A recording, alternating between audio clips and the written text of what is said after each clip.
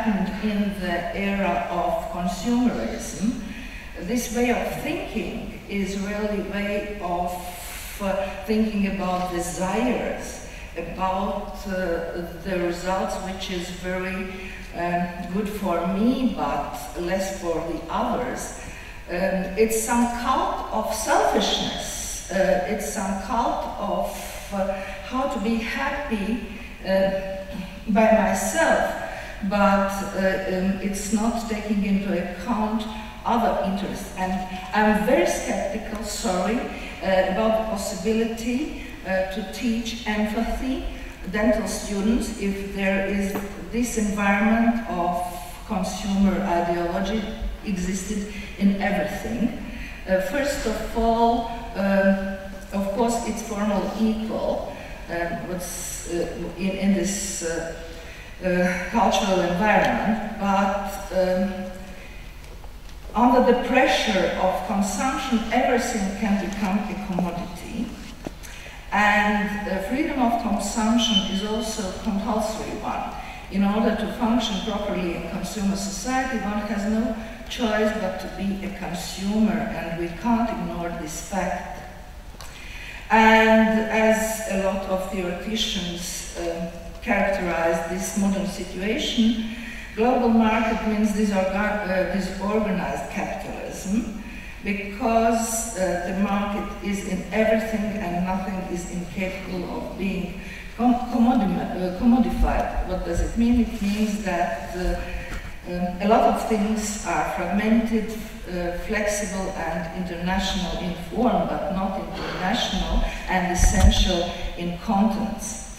Another theoretician, Ulrich Beck, says very precisely, it's an insatiable appetite for medicine is produced a permanently expanding market for the services of the medical profession, and we can't ignore this fact.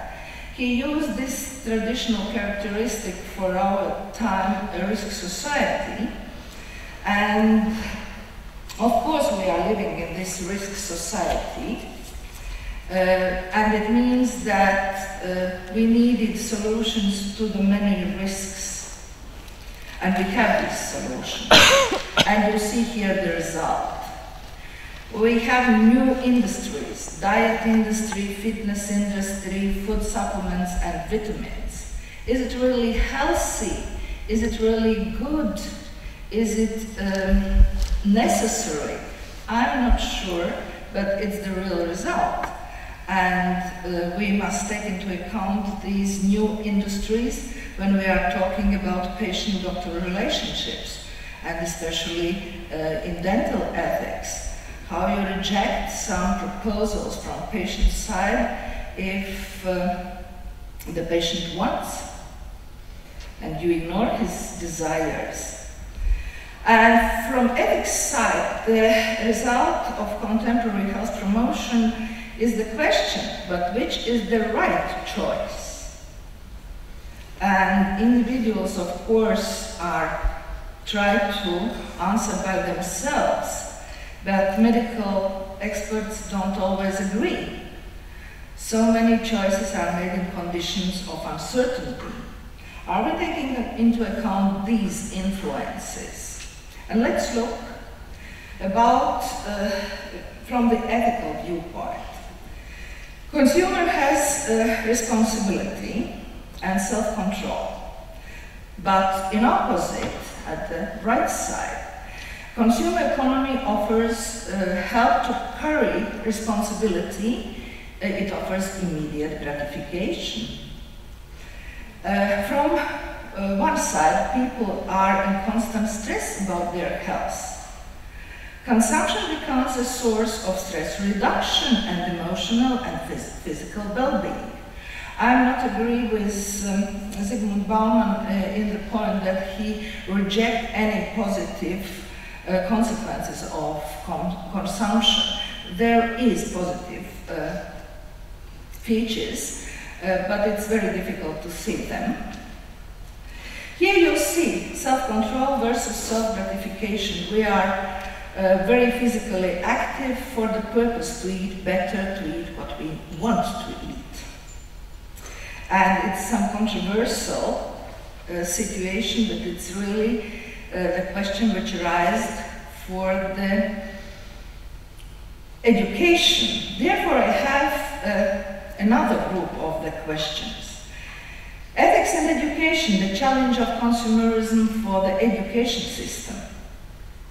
And first of all, you remember, it's in your everyday mind that ethics is a discipline that formulates moral standards, while education is a process of introducing these standards as a part of professional training. But there is some problem how to realize this in professional training. Therefore, because there is two main questions: to which extent ethics and education are able to meet the challenges of consumerism and market economy, and do they stand any chance against the values of egoism, hedonism, and competitiveness? Sorry, so difficult word. Consumption, education, and morality. And now let's look to these three things together, because they are very closely linked, and it seems to me that one of the mistakes, or it may be not mistake, but it is some trouble which is in the minds of educators, that it's really difficult to show the students from idealistic viewpoint that there is links between morality and everyday practice, because they saw this pressure of consumerism from patient side, and therefore it seems to me some idealistic viewpoints very hardly, and ethics viewpoints is of course more or less idealistic viewpoints. It's a little bit far from real practice. What does education in a consumer society offer to the youth by the way of moral guidance? I tried to answer on this question, but step by step. And first step is to see these consequences of consumerism. Education abandons its intrinsic values in the cultivation of moral person. But commercialization schooling debases moral education. And morality seems only to be a kind of adjustment to the social order and conventions to define people's activities. Sorry, but it seems to me that it's very realistic viewpoint on the situation. Maybe we shall discuss about that, but it seems from my side. And this link between consumption and morality. There are no value criteria to make judgment of the right and wrong. Consumption made lives devaluated. And what we teach in schools are not moral reason and virtues. On the contrary, we teach our children how to realize themselves in the pursuit of the success of appetite satisfaction. And dentists see the results of this appetite satisfaction very practically in looking at their patients. Negative results of consumerism is, of course, this social control. And it creates more and more isolating individuals than we want really around us, because what we need, one is isolated person and another isolated person. Consumerism and social life is, I am some historical step. I am the person who are living in the socialist country. And the ontology in socialist time are based on the virtue ethics. And the doctor or medical professional is a hero because he do the best for the patient and ignore himself as a personality and real biological organism, I may say.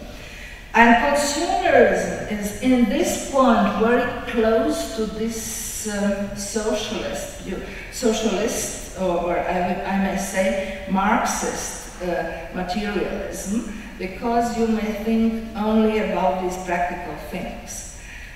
And it makes social responsibility lapsed and constructs lives in relation to a future devoid of moral obligations and social responsibility of citizenship.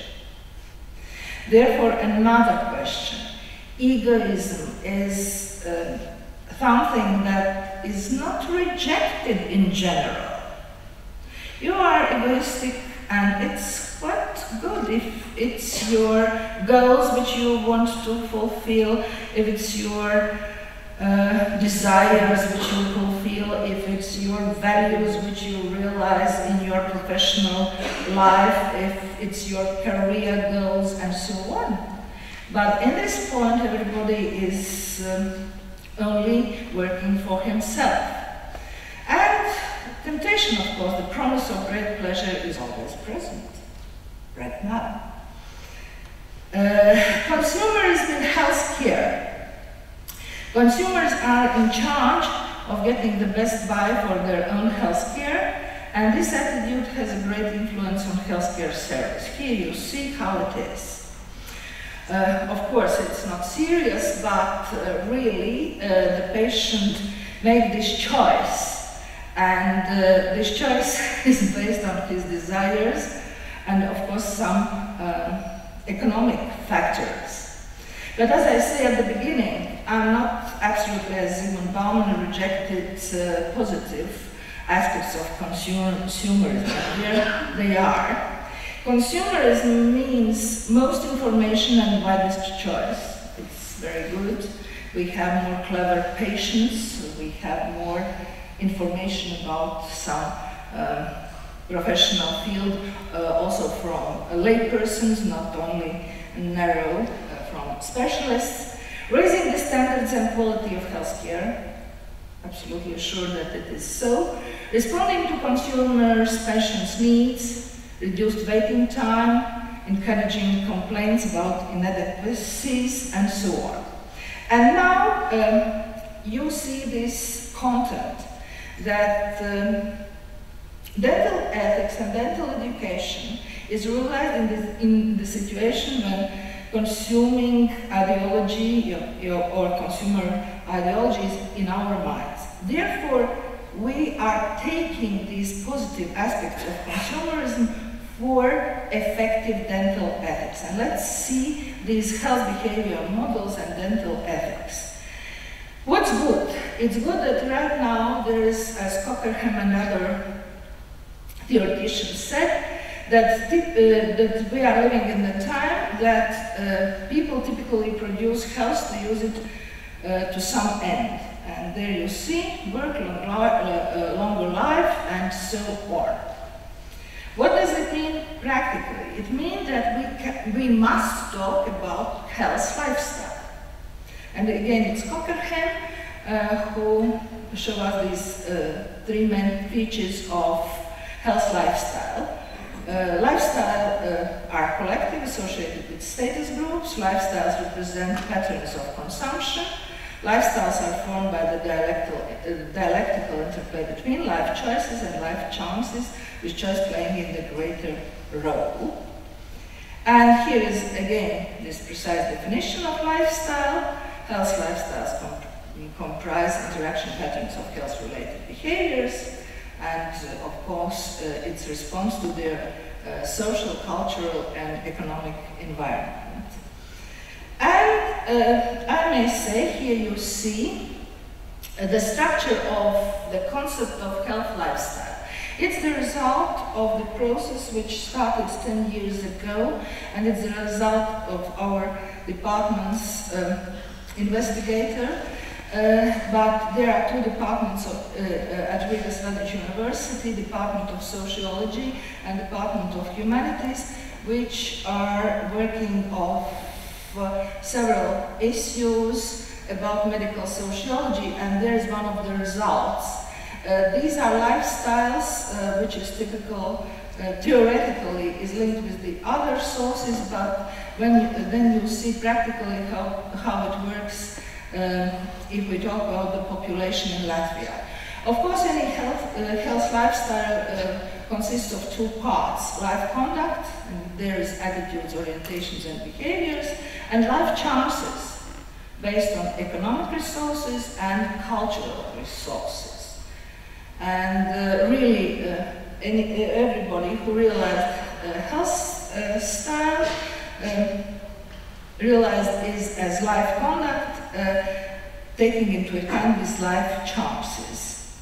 Lifestyle is constituted by the particular health practices and therefore can be characterized by them, and therefore it's important for dental ethics and dental education. But some words about these styles. First of all, first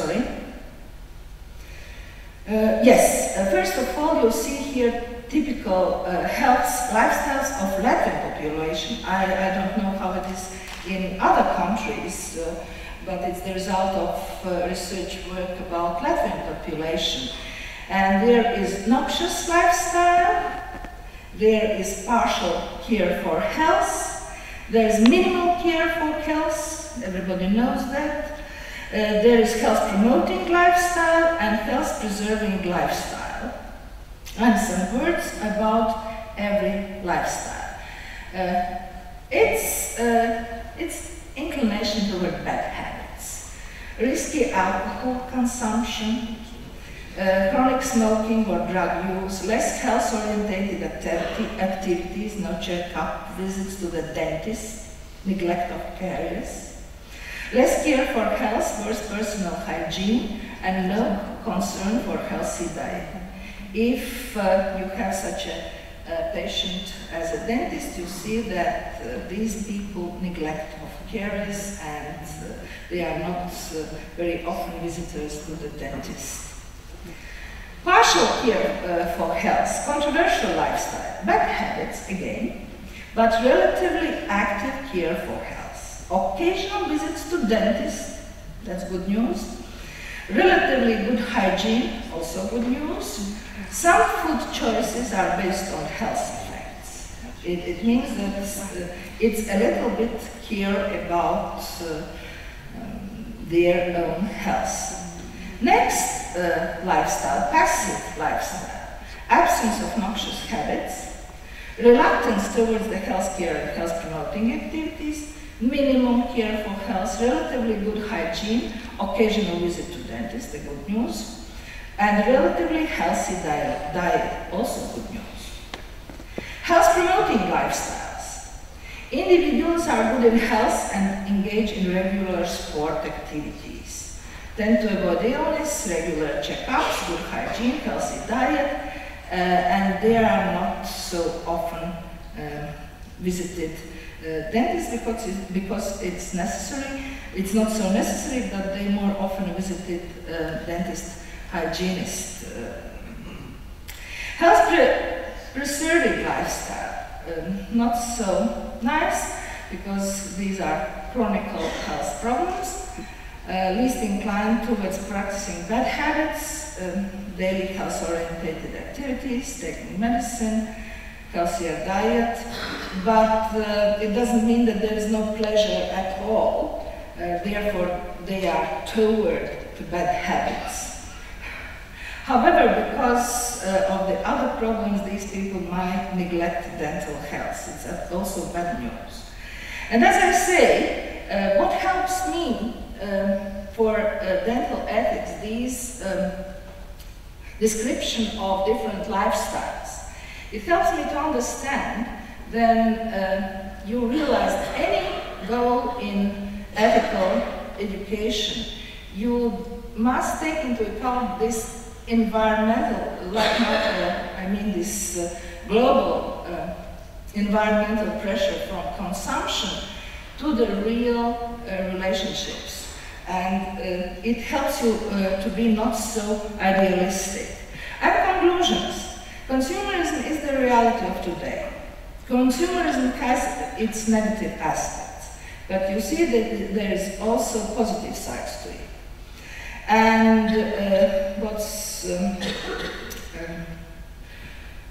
necessary to understand that it's the task of moral education to help students to distinguish one from another and develop free and critical mind, moral judgment and character.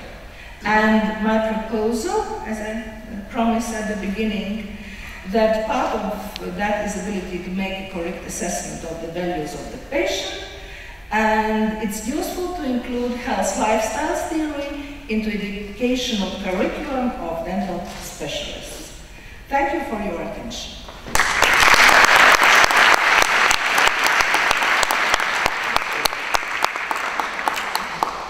Thank you, Professor Sieler, for this wonderful description of life and what it brings about also to the dental practice and dental education.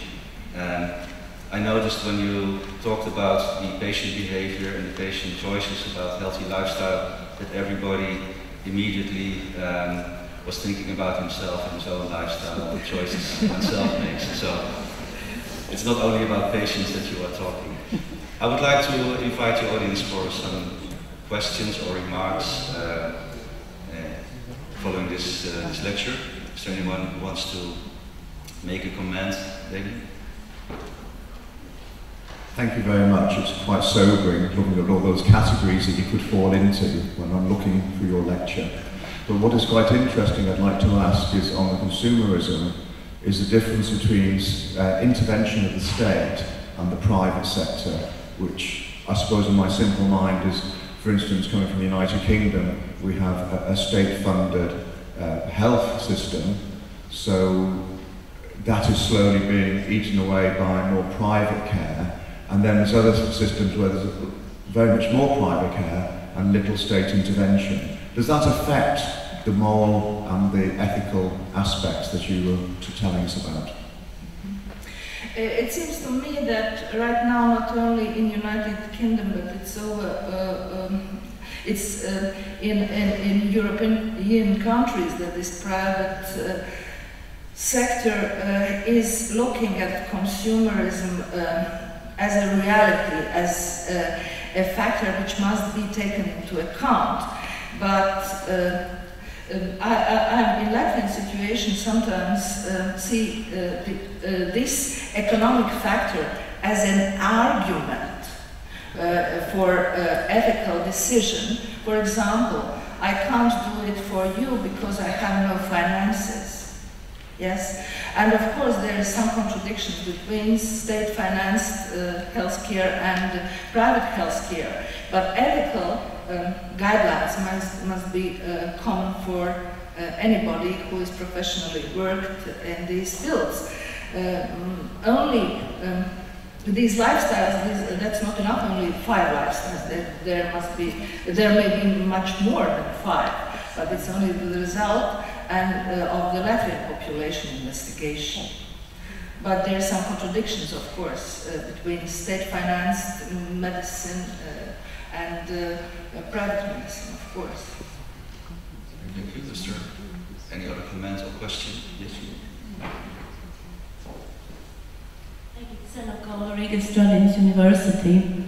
I just want to say that regarding the healthy lifestyle, it is included in a curriculum.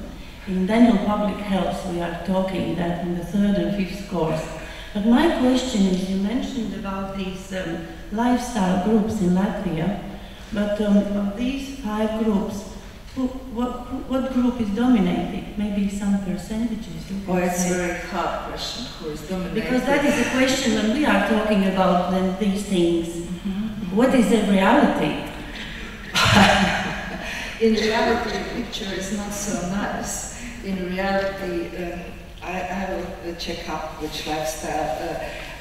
The concrete research shows us that in Latvia dominated 2 lifestyles, just opposite lifestyles.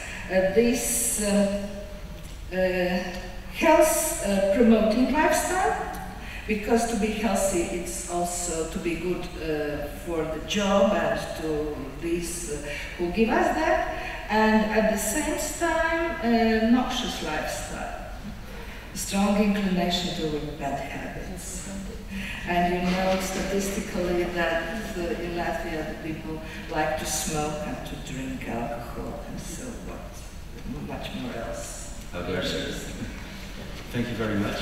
It's very interesting what you brought, because you connected it to dental education, the obligation we have as teachers to help our students grow up and think about life of themselves, but also the care of the patients. And the things you brought in are connected, I think, to matters like professional behavior and professionalism and how to live this for your patient also. So the tendency that patients come to you and are demanding things will be much more in the future, I think. And it's a very wise remark that we have to think about this to prepare our patients. I thank you very much for sharing this with us today. And I will be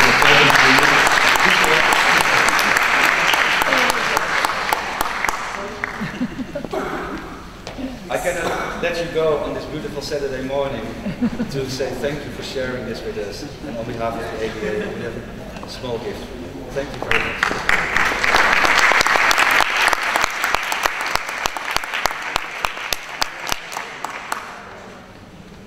Thank you, and we turn to our second distinguished speaker from Latvia.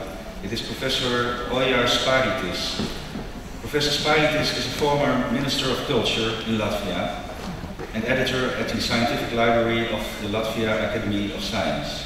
He was also director of the well-known Black Hats House in Riga, which every tourist will recall.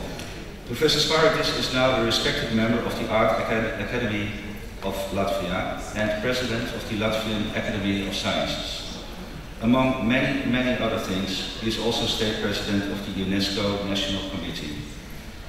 Besides that, he manages to author about 200 publications on art, and the lecture he's going to bring us today is on art. The title is The Beneficial Role of Anatomy for the Progress in Art. Professor Sparitis, we are very pleased and honored to have you here this morning to share your knowledge with us. Thank you. Thank you. Good morning, distinguished guests, dear colleagues. I may say really, dear colleagues, because also behind me there are 25 years of pedagogical praxis. And that's why also I feel among you like among colleagues, and this is very normal. Sorry for having such a speech of congratulation on the very end of your beautiful conference, because you organized already the 40th annual meeting of the Association for Dental Education in Europe, and to have pleasure and honor to organize it in Riga. This also is achievement for Latvian dentists and also for Latvian medicine in general, and also a good advertisement for Stradins University and for the creative team led by Professor Čema and her colleagues.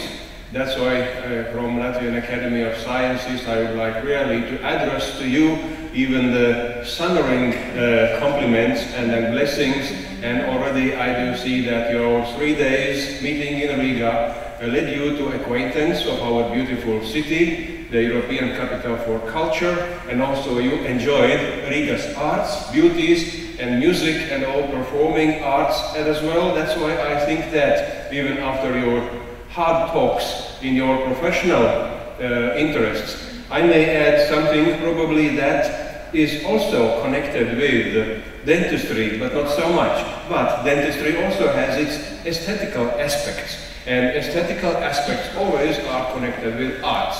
That's why for me was an idea, a proposal from Professor Čema to add such a component in your conference. And as you may imagine, what pushed me on such talks, my profession always is connected with the human life reflected in art items in different branches.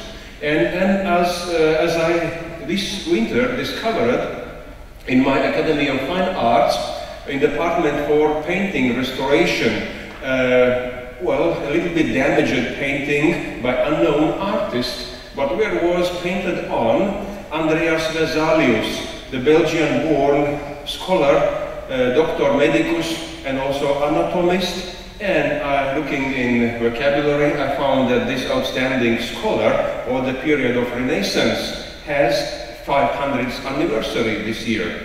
And probably in the world it's much broadly celebrated, but this was an argument why did I have to think that the triangulum, what I drawed on the screen, on the left below corner is written doctor, and the right corner an artist, and on the very top is human. Doctor and artist, these both professions are coming together to enrich and to create and to stimulate human being. But of course, Andreas Vesalius, with his basilar skeleton préparé, what he made already fast 500 years ago, it's about 450 years ago, the first skeleton for the medical world, from human body as exhibition piece, as a piece of art and education. It really encourages many people in the world laterwards and afterwards. And how do I see these connections with art and in art? In the time when Andreas Vesalius was professor at Bologna University, later a court doctor of Spanish King Charles V, other outstanding Renaissance artists like Leonardo da Vinci, they studied human body, but they did it secretly. And their notes, their knowledge, their experiences remained undiscovered, unpopularized. They protected their own secrets and own discoveries. It was their brand to offer for kings. Why did Leonardo da Vinci, knowing how the skeleton, how the body, how muscles are built up, how he may sell his paintings to the King of France or to the lords of Firenze? That's why this was his mystery and also key to success. But when we look at this picture in Latvian Academy of Fine Arts before the restoration, we see that Vesalius is working at the préparé, working in his studio, in his workshop, and of course doing like that time doctors were averagely addressed to make. But when we look also a little bit later, 100 years later, the Theater Anatomicus, like we know in Uppsala University, the oldest in Scandinavian and Baltic countries, theater for anatomy studies, is built in the middle 17th century.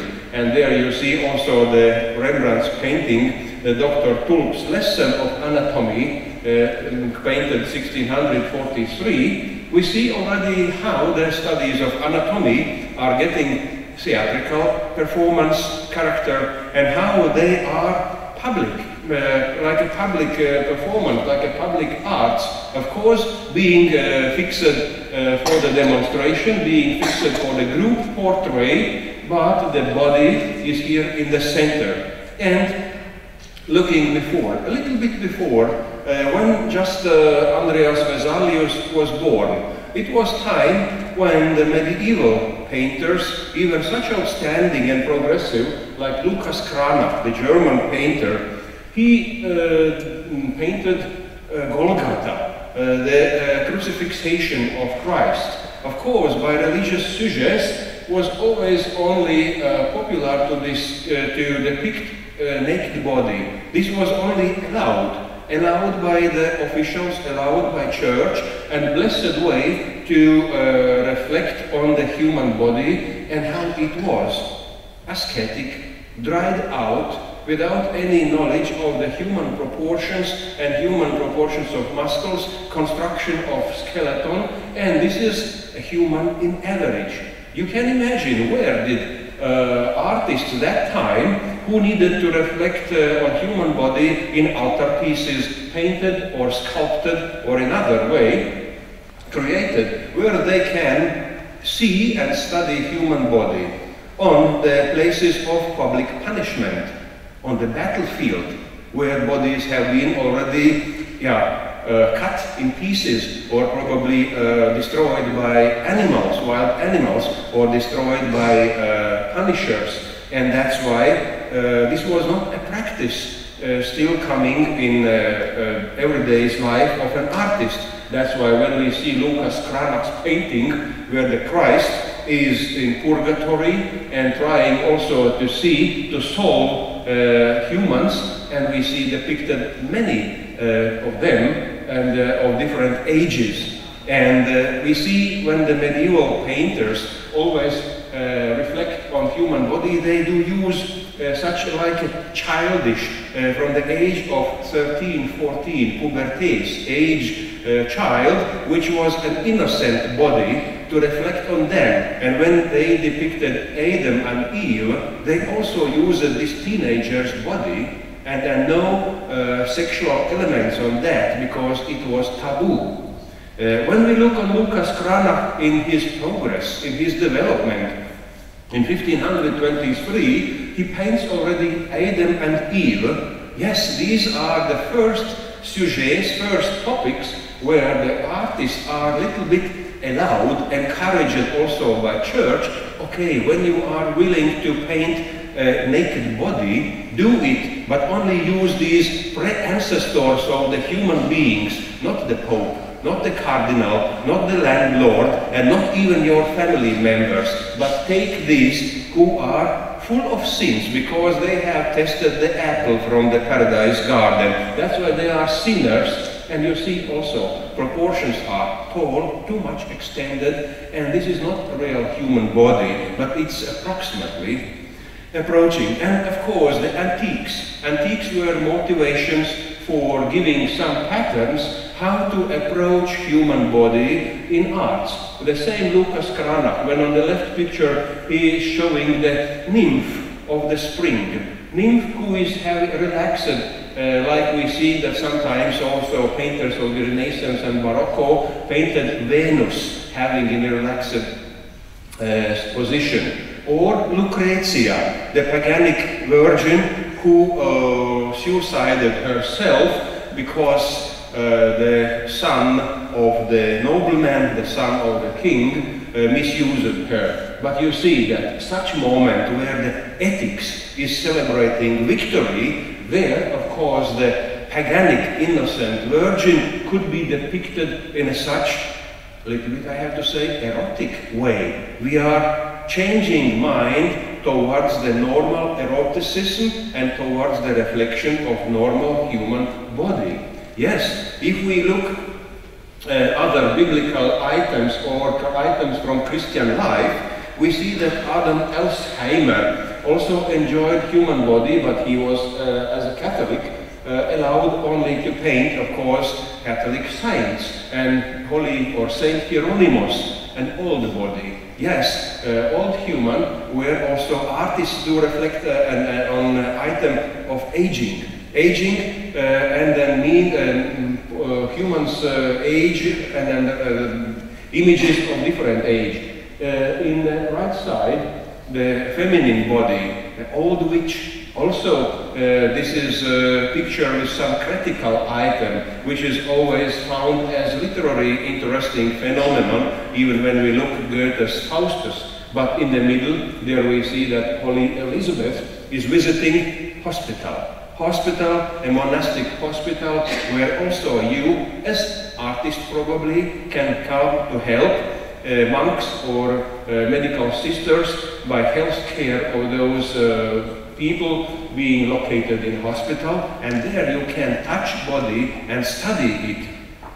Of course, when we look also Adam, on the left of you, Judith, Caravaggio's picture, Judith killing Holofernes. Again, the Old Testamental sujets can be even very didactic and also showing even sometimes paranormal situations in the human life, where you can study even like in anatomical theater, how looks like cutting off head. This also opens your canvas, it opens the body, opens the cross-cut of neck, and you can even deepen and find out some probably scientific knowledge, scientific approach to the artificial idea of reflection. But even when you look on both other pictures, central and right one, you see baptism of Christ, or you see even the torrent of sins on the right side. These beautiful studies, like in Michelangelo's paintings, frescoes in the Sixtine Chapel, shows that plenty of bodies, plenty of different recourses. This shows already that artists can model, can turn, can circulate around the model, but also let model to dance around the artist, to sit, to stand, to move in different gestures, positions, and also in dynamics. This also stimulates the increase of progress in art.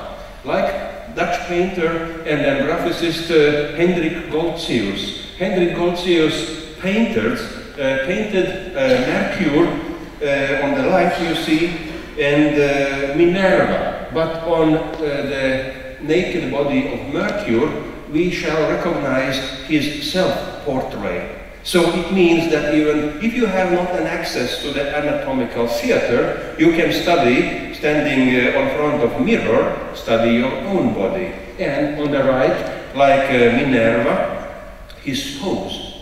This also is approach into the family intimacy. And family intimacies also opens you flesh and body of human. And there you see that the knowledge of anatomy of all elbows and then the muscles and hips and then breast and everything is responding.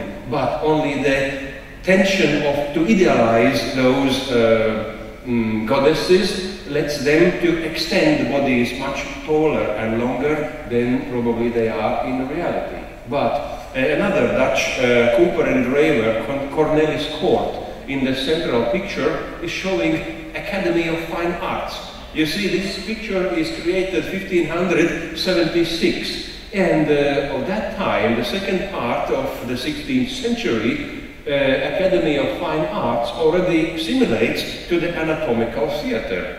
And you see that how skeletons, how parts of body, how sculptures of antique Greek and Roman origin have been studied to create pictures of the biblical history, or probably to create pictures of battlefields and heroic events of the rulers. And there you see, again, Hans Rothenhammer's picture, Allegory of Fine Arts. Johann Heiss, the German painter, studio with 5 models. 5 models, naked models. Like in our Academy of Fine Arts in each auditorium, also we do have painting, drawing, studios on naked model. And then, of course, each painter, sculptor, graphic artist can approach, can lift an arm, a leg, can test how the muscles do work, how the body is from its three-dimensional shape, and let models to take to different positions. Yeah, when we see also the dream, how it is, even when you are so deeply loved in your model, like Pygmalion. This picture is, of course, coming from the period of Art Nouveau, 1892, and is made by French artist Jean-Léon Gérôme. And you see that the old mythological legend is realized first in a live model. But what was the way to this alive extension and opening and discovery of flesh and body?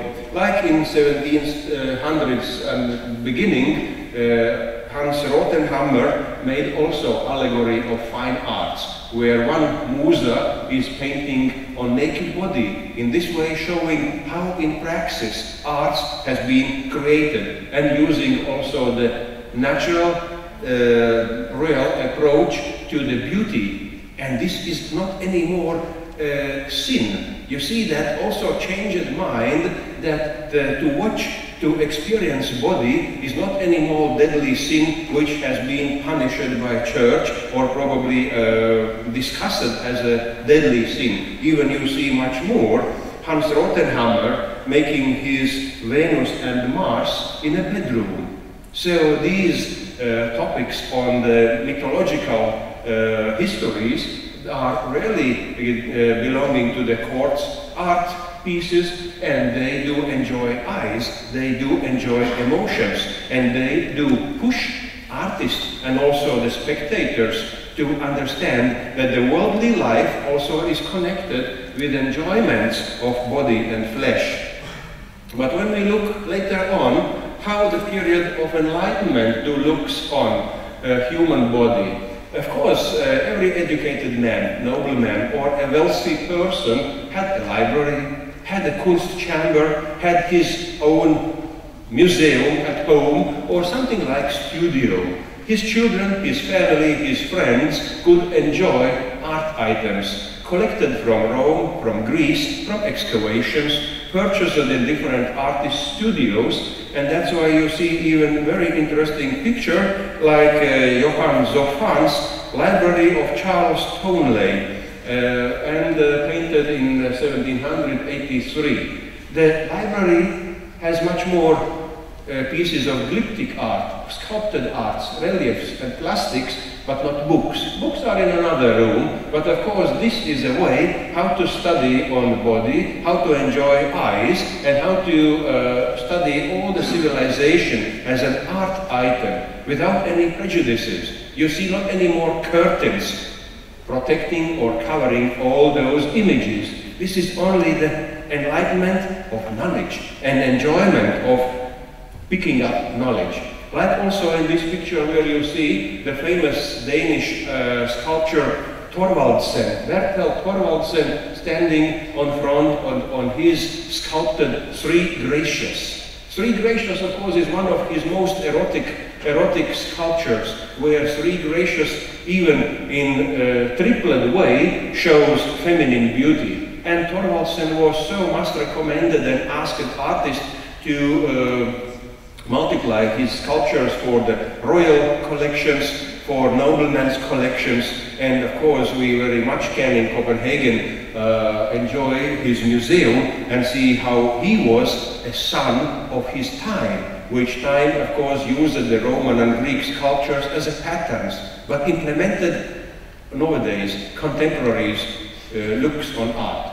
When we look slightly on the Latvian painters, of course, after the academic education in Berlin, in Dresden, in St. Petersburg, also in the second half of 19th century, approached human body studies. It was part of academical life, part of academical education. And there you see a picture of Jānis Rozentāls, our famous realist and late impressionist, who in such realistic but also very, I have to say, romanticizing way discovers work with a model in his studio. We see also that the equipment of studio is not very rich, like art students also, or young artists were obliged to create their world of work and then seek for customers, seek for models, and everything was his business. How to speak, how to communicate with model, how to communicate with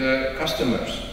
And looking on 20th century art, we see more realistic approaches, like in the picture left, 1970, Latvian painter Maija Tabaka, and Laimdotas Mūrnieks, 1976, the feminine nude on the right side, more stilizated. But you see, it's again the aesthetical approach. And we see, after 500 years, of course, from one stilization of Lucas Cranach, we come again back, we return to stilization of body, but the purpose and the aim, why does artists have changed the approach of stilization, is different than in the beginning of 16th century. We are all the time in the process of studies, we are all the time on chances and possibilities to make realistic art or to stilizate or to change our world outlook in accordance to contemporary needs. And of course, when we look how the traditional Renaissance patterns, Baroque patterns, Tizian Venus has influenced a Latvian painter, Eduard Brentshans, who painted Latvian Venus, 1926. This is a strange surrealistic moment, you see, that in the mirror you cannot see the face. So this also is some kind of curtain which protects identity of the human, but you enjoy the body and flesh, and of course see the realistic painting with very many aesthetical qualities. And finalizing this all, I would like to say that my short lecture was only, I have to say, to ventilate your brain, to let you think on beauties of life, what you can also do in your beautiful profession, even trying to decorate human face. When I look American films, Hollywood films, I always turn my attention to the teeth of the feminine actresses. They all have beautiful teeth. But when I look at the film on Gladiator, and the dying gladiator opened his mouth, oh no, God, I saw so many implanted teeth and so many dark colored teeth. I thought, yeah, 2000 years ago, Roman medicine has been on top level, already making such implants. But then the filmmakers have to think on those items, of course, when they show such scenes coming deeply with the objective in the mouth of the hero. But nevertheless, I wanted simply to congratulate you with successfully provided conference and then say that if you will bring home exchange of opinion, exchange of connections to Latvian dentists, to all international and global dentistry, so it may also elevate level of all our knowledge to implement this knowledge in next generation, in those whom you will receive just in your studios, in your laboratories and auditoriums. Because what is an interesting in my and your life of being teachers, professors, you have all the time to percept modern achievements of your science, of your knowledge, to reflect on that and give back to your students, and to create those students with your methods and your approaches to develop the science, to develop dentistry, to go ahead, and of course to be progressive more than you. This is our task, how we see also the creation of educative links among progressive trends in discoveries in science and also promotion of our knowledge to the next generation. I am very thankful for your blessed profession, and I think that it will bring really success to the mankind, as well as I see that even Latvian science, a small country's science, but also do good steps in this way, and then I thank you for enrichment Latvian medical Canva with your experience. Thank you very much.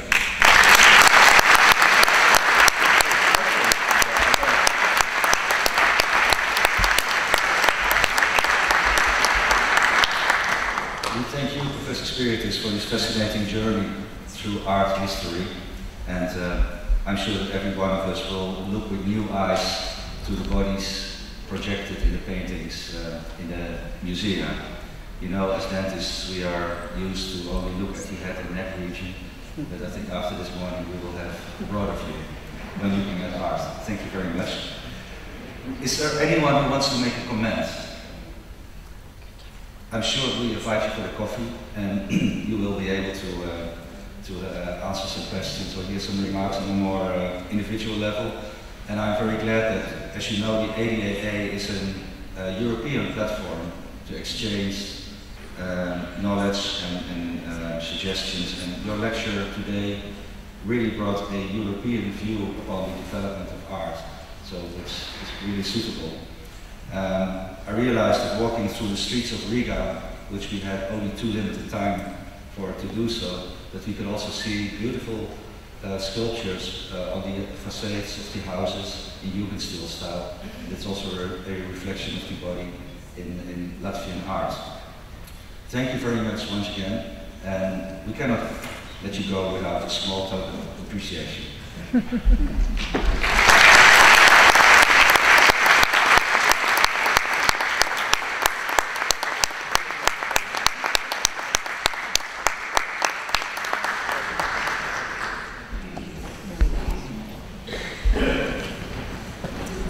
Before going to the coffee booths, I would like to ask you to stay 1 minute maybe and have our president, David, you to tell us a few words.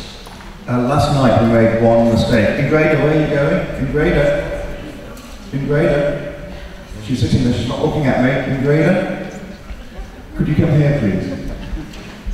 We made a mistake because the former dean, Ingrada Yeva, and she came forward. We forgot to mention her, and for all her organisation that she did, certainly for this morning's session.